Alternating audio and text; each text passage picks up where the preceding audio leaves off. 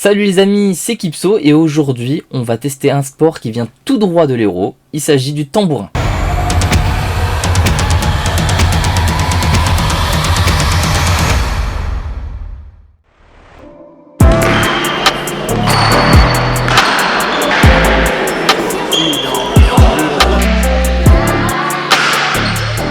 Du coup, est-ce que vous pouvez me dire à quel club on est, quelle est un peu son histoire et le palmarès du club aussi? Alors je me présente, Julien Vassas, du Sport Tambourin Club de Montpellier, le STCM, Jason Serris, alors qui n'est pas de Montpellier, mais qui joue en équipe de France de tambourin, qui a été champion du monde en indoor et en extérieur. Et il joue actuellement à Florensac, au club de Florensac, et il a fait le plaisir de venir pour cette interview. Trop bien. Le club de Montpellier, c'est un très vieux club qui existe depuis 1884. Ah ouais. Alors il a disparu à une certaine période parce qu'en fait, historiquement, on jouait aux arceaux. La place des arceaux s'est transformée en parking et donc le club a disparu pendant une dizaine d'années et après été recréé. Donc la structure actuelle, c'est 2007 et c'est un club qui comprend à peu près 40 membres. On a des équipes de jeunes, comme vous voyez, des petits, des benjamins, des poussins, des cadets et des adultes. Et on est engagé en championnat pour les jeunes et en championnat adulte, en extérieur et en indoor. Donc moi, ça fait à peu près 10 ans que je m'occupe du club. Et ça fait déjà pas mal d'années, hein. Voilà, ça fait pas mal d'années.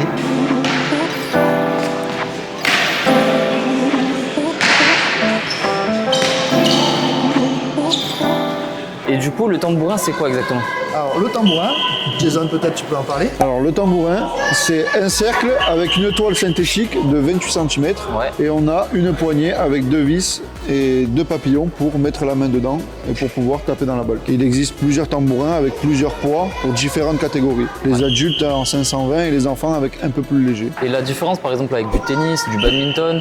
Alors, à la différence avec du tennis et du badminton, c'est que la balle est beaucoup plus dure qu'au badminton. La balle est beaucoup plus dure en extérieur pour le tambourin que du tennis. Okay. Elle part beaucoup plus vite, le terrain est beaucoup plus grand et par contre on joue à plusieurs.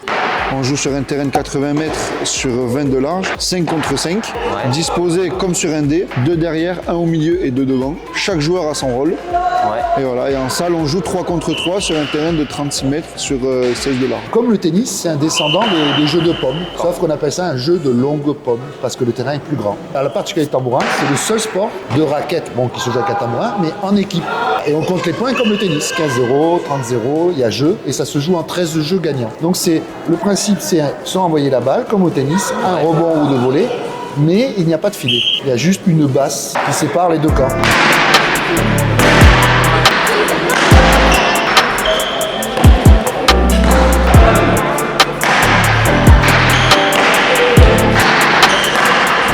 Est-ce que vous pouvez me raconter un peu votre parcours? Pourquoi vous avez choisi le tambourin par rapport à notre sport? Alors moi j'ai commencé avec du football, la mentalité j'aimais pas du tout. Et mon papa qui faisait du tambourin à Montpellier justement, je suis venu voir un entraînement qui faisait en extérieur et j'ai commencé à jouer comme ça, j'ai pris plaisir. Et après j'ai commencé à Montpellier, je suis parti à Terran, après recruté par Poussan et après j'ai fini à Corontéral en extérieur. Et du coup après en salle j'ai commencé à Poussan, après je suis parti à Aiguevive dans le Gard et après je suis arrivé à Florensac pour plus de challenge avec de grandes compétitions et c'est de gagner des titres. Et toi du coup? Alors moi c'est un parcours autre. Mon père, je sais qu'il a pratiqué très très jeune dans un petit village où il n'y a plus de tambourin actuellement. Parce que 80% des clubs sont dans l'Hérault. Il faut savoir que ça a été inventé ici. Oui, ok. Ça a été inventé ici le tambourin. Ok. Après il existe en Italie aussi. Ils jouent beaucoup depuis très longtemps aussi. Et Thierry c'est semi-professionnel d'ailleurs. C'est beaucoup plus que nous. Nous, c'est beaucoup centré dans l'Hérault. Il y en a un peu aussi dans les Bouches-du-Rhône. Il y a quelques clubs qui se créent un peu dans le sud-ouest, vers la région de Beauvais, mais principalement, on va dire, c'est ici. Donc moi, pour venir à moi, c'est simple, je joue beaucoup au tennis. J'ai joué 30 ans au tennis, en compétition. Et puis à partir d'un certain âge, j'étais un peu lassé de jouer au tennis. Et j'ai dit, tiens, mon père a pratiqué le tambourin, pourquoi pas essayer? J'ai vu que pour moi, ça allait bien pour jouer, que ça me plaisait. Donc après, je me suis intégré dans l'équipe de Montpellier. Puis après, de fil en aiguille, j'ai participé aux compétitions. Puis maintenant, je m'occupe du club, je continue de jouer. Voilà. Donc c'est plus un parcours en venant d'un autre sport, un peu comme Jason, mais plus tard, sur le tardif. Ok. Voilà. On est dans le berceau du tambourin là. Voilà, le berceau du tambourin, voilà, quelque part. Oui. Et là, tu as les deux balles. Voilà, la balle intérieure. Ok. C'est une balle sans pression. Et ça, c'est la balle, les puristes, pour eux, c'est le tambourin extérieur qui est le vrai sport. Tu peux voir comme la balle est... Ah ouais, voilà. Faut pas la prendre dans les dents celle-là. On fait très attention, c'est pour ça qu'il y a toujours un sifflet pour l'arbitre, pour l'engagement, pour que tous les gens soient prêts pour jouer. Ok. Voilà.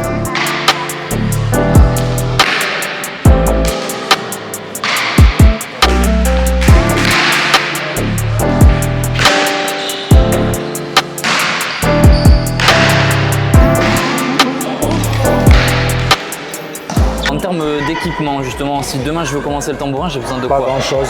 Ton short, le maillot, c'est pas en compétition, un tambourin, voilà, et c'est tout, et des baskets. Pas de protégeant du coup. Non.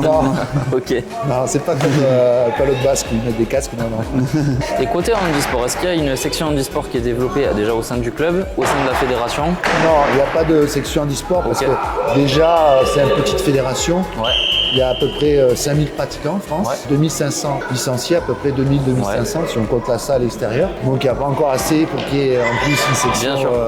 Rien n'empêche d'essayer de jouer. Voilà. Au tennis, il existe le tennis fauteuil. Voilà, il faudrait, s'il y avait des règles, il faudrait peut-être inventer avec 2 rebonds.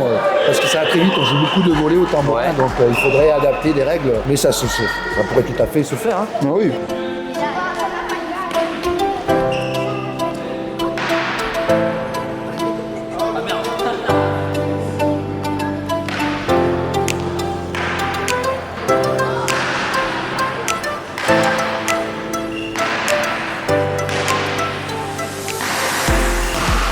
Mon type de handicap, ça pourrait largement passer. Est-ce qu'on a des prothèses qui nous permettent de courir? Tu pourrais même jouer en extérieur. Ça pourrait, oui. Tu peux même jouer avec nous, avec les valides, parce que à l'extérieur, il y a, comme tu as dit, il y a deux postes devant qui bougent, mais à niveau moyen, tu peux largement être devant et intercepter. Moi, alors j'ai dit une erreur, parce que dans l'équipe qui était l'année dernière, qui jouait avec nous, on avait Paul, je ne sais pas si tu l'as connu. Oui, Paul, Et bien, il joue avec nous, et il est handicapé, parce qu'il joue au badminton, c'était mieux au badminton, il a fait les championnats de France, et il a un bras, et pour servir, il prend le tambourin, au lieu d'en il jongle la balle et il tape dedans. J'ai complètement oublié Paul. Pour moi, tu vois, je ne plus là, pour moi, c'est pas quelqu'un qui a un handicap, parce que je n'y fais plus attention.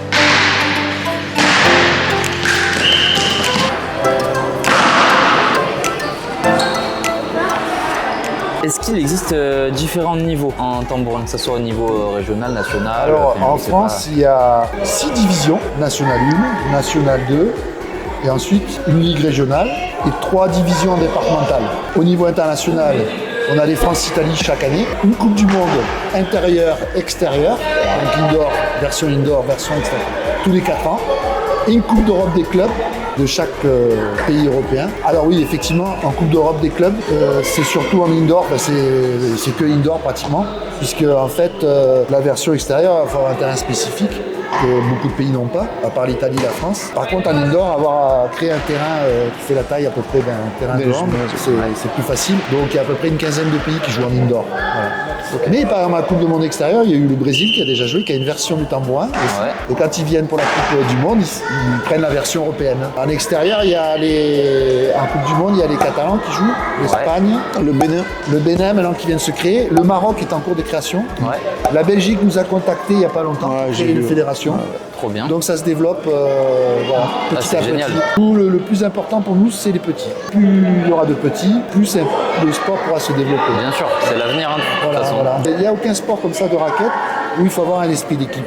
En général, c'est individuel. Il y a tous les sports à 2 contre 2, le paddle tennis, le double en tennis, etc. Mais ça reste une personne. Là, on est 5. Ils sont obligés quand même le paramètre du voisin, du je prends pas la balle, voilà.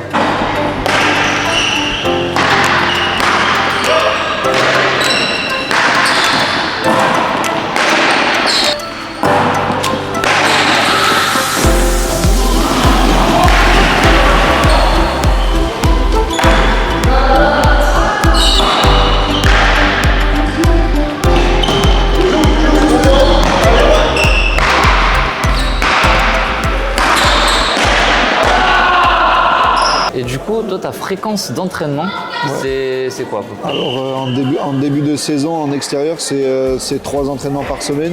Et quand le championnat commence, on se limite à 2 entraînements par semaine et le match le week-end. Et en salle, c'est 1 à 2 entraînements par semaine avec le match le week-end. Alors, il faut savoir qu'un match en extérieur, en national, nous, par exemple, nous, on est en petite division, nous, on est en deuxième division, en extérieur.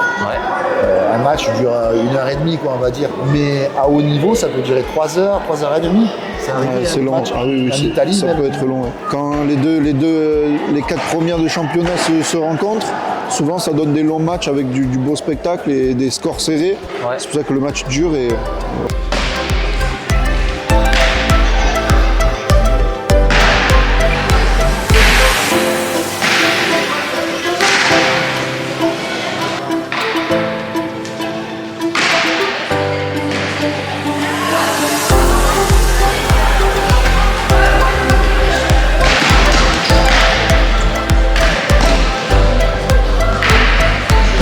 en extérieur, il y a des postes bien précis. Et Jason, lui, en salle, il joue au milieu. Donc c'est le poste le plus clé parce que c'est celui qui sert et qui met le tempo quoi, dans le jeu. Okay. Et en extérieur, tu joues tiers. Je suis tiers. Tiers, c'est l'attaquant. C'est aussi celui du milieu parce qu'il y a les deux fonds qui renvoient plutôt la balle longue.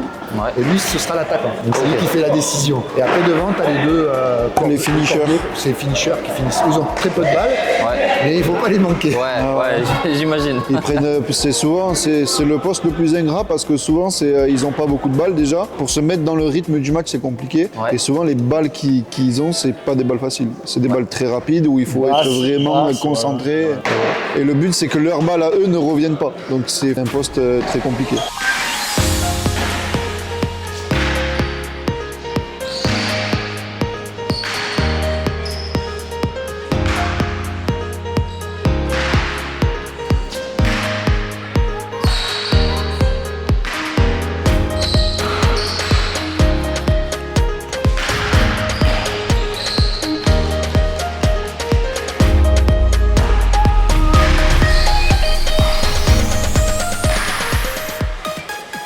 Est-ce que tu as le souvenir de ton match le plus difficile? En salle, je dirais finale de Coupe du Monde. Ouais. Et en extérieur, je dirais quand on a gagné la Coupe de France à Poussan contre Cazoul en 2021-2022. Il y avait vraiment du niveau, même en Coupe du Monde. C'était quel pays le plus redoutable? L'Italie, c'est toujours l'Italie. Ah oui, l'Italie. Donc, c'est vraiment les concurrents. L'Italie sont professionnels et on les a battus. Ils sont champions du monde. Ils sont 40 000 joueurs et nous, on est 2500. Ah ouais. Vous imaginez un peu? Ouais. C'est un truc de fou. Alors, en extérieur, je n'avais pas parlé, mais pour servir, c'est qu'en extérieur, il existe un petit tambourin qui est plus petit avec un manche. C'est que pour le service. On appelle ça le battoir. Et en équipe de France, on a un très bon batteur de Cazoul. Et les Italiens, eux, ils ont un autre tambourin pour le service. Ouais. Ovale. Ça s'appelle la mandoline. C'est ovale et ça s'appelle la mandoline. C'est pareil, ça permet pas forcément de la puissance, mais beaucoup de l'effet. Ça permet de faire tourner la balle un peu, de jouer avec. Mais c'est qu'en extérieur, ça. En salle, tout le monde joue. En salle, que du tambourin. Ouais, que du tambourin. Il n'y a qu'un service en salle, alors qu'en extérieur, il y a deux services. Ok. Voilà. Il y a vraiment beaucoup de différence entre l'extérieur et l'intérieur. Ouais, énormément. Le matériel est le même, mais pour jouer techniquement, c'est pas du tout pareil. Les déplacements, c'est pas du tout pareil. Okay. Il y a moins de zones à couvrir, vu qu'on est 3 et que le terrain il fait que 16 mètres de large. Alors qu'en extérieur, on est 5, mais le problème c'est que le terrain est beaucoup plus grand et il y a plus de zones à défendre. Il y a plus aussi, je trouve, de déplacements latéral en salle. Et sur le tambourin, il y a des endroits spécifiques où taper la balle ou des choses comme ça? Il faut la prendre tout le temps au milieu. Parce qu'en fait, le problème c'est que déjà le tambourin il se tient comme ça. Si on la prend là, ça fait mal. Ouais. Et si on la prend là, elle risque de ne pas partir. En fait, le centre du tambourin, c'est le plus tendu. Et du coup, voilà, si on la prend au milieu, elle part directement. Voilà. Le but, c'est vraiment de tout le temps centrer la balle. Si on la prend là, elle peut partir, mais vraiment là, elle partira pas. Et tu as oublié de poser une question. D'habitude, on nous pose toujours la question. Laquelle? Comment tu joues avec une balle qui arrive? Toi, t'es droitier? Ouais. Comment tu fais si la balle arrive à gauche? Ah ouais, punaise, il n'y a pas le revers? Non. On change de main. Ah ouais. En fait, c'est beaucoup plus facile de. Rapide là. Sauf en salle où il peut jouer l'intérieur, parce qu'en salle c'est un petit terrain et puis du coup c'est souvent que des réflexes. Mais la plupart du temps, on change de main. On fait beaucoup plus de choses avec un changement de main qu'avec un revers. Okay. Même si on n'est pas ambidestre. Ne fait que changer de main et juste essayer de toucher la balle, elle repartira. En salle, on le fait moins. En salle, on fait un réflexe. En extérieur, tu changes de main. Ah ouais, c'est vrai que j'avais pas pensé à ça, mais quand je vois le matériel maintenant. Petit retour sur le tambourin. C'est un sport méconnu du grand public, mais qui est pourtant incroyable à jouer. Les balles vont à une vitesse folle dès que l'on met de l'impact. Et je pense que le jeu en extérieur doit être encore plus dynamique. Le fait de ne pas avoir de manche sur le tambourin change le paramètre des distances qu'on a habituellement en tennis ou en badminton. C'est une habitude à prendre. Côté handicap, je n'ai rencontré aucune difficulté hormis pour les sauts qui sont bien moins hauts qu'avant, mais ça n'a aucun impact sur la pratique. Le Challenger est un pied qui fera parfaitement l'affaire en intérieur comme en extérieur pour ce sport. Il faut toutefois faire attention aux ligaments car il y a pas mal d'appui. Ce sport est donc adapté aux personnes atteintes du même handicap que moi, il va falloir juste bosser sur les accélérations latérales pour choper la balle plus vite. Je souhaite remercier le club de tambourin de Montpellier pour leur accueil et aussi Jason d'avoir participé à la vidéo.